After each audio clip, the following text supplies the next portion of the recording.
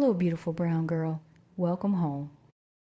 My name is Sanja, and I am your host. Fun fact, my name means wisdom. That said, I want you to relax and enjoy today's video. Are you ready? Good. Let's get started. Let me start with a question.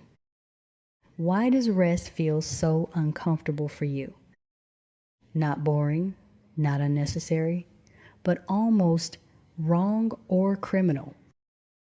Like the moment you sit down, your mind starts racing, your body feels restless, and instead of relaxing, you feel this quiet pressure to get up and do something, anything.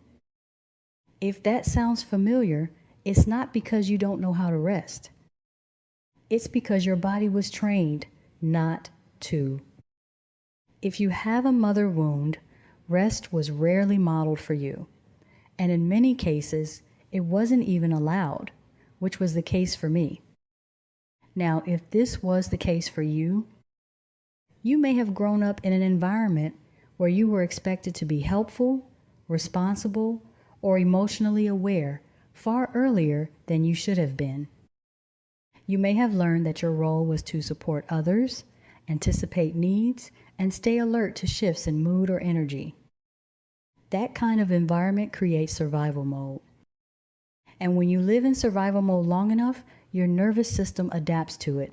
It learns that being busy means being safe, that staying productive prevents conflict, that if you slow down, something might be missed or something might go wrong. So even when life becomes quieter, your body doesn't immediately trust it. The sad reality is that rest feels unfamiliar, and anything unfamiliar can feel unsafe. That's why you can be physically exhausted, but still feel an internal resistance to sitting still. Your nervous system is still scanning, still anticipating, still preparing for the next demand, even if there isn't one. And then there's the guilt.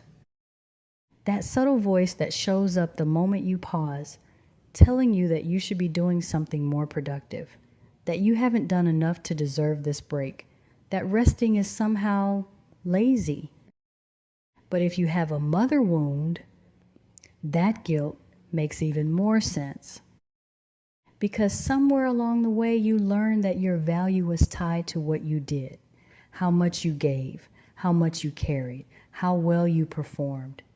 You may have learned that love, approval, or even peace in your environment came from being useful, from being accommodating, from not having too many needs of your own.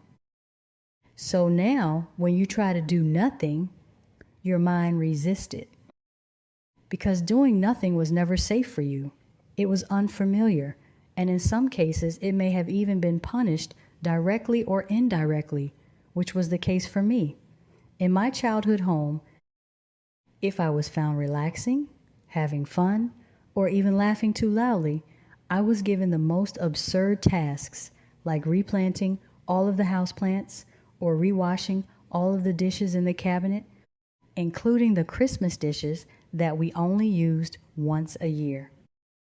But here's the truth. Rest is not something you earn. It's something your body requires. And learning to rest, especially when you've been in survival mode, is not immediate. Some days I still struggle with it, but I've embraced the fact that it's a process of retraining your nervous system to understand that you are safe even when you're still. That nothing bad is going to happen just because you paused. You are allowed to exist without constantly proving your value. So if rest feels uncomfortable for you, start small. Sit for a few minutes longer than you normally would. Let your body slowly learn that stillness is not danger. This is peace. And over time, that discomfort will soften because your body will begin to understand what your mind is just now learning. That you are no longer in survival mode and you don't have to live like you are. Rest is not laziness, it's restoration, and you deserve to experience it without guilt. That said, if this spoke to you, I created something called a sacred session, a quiet space for women. It's not overwhelming, it's not complicated, it's just a gentle conversation. If you're ready for that, you can find it at beautifulbrowngirl.com.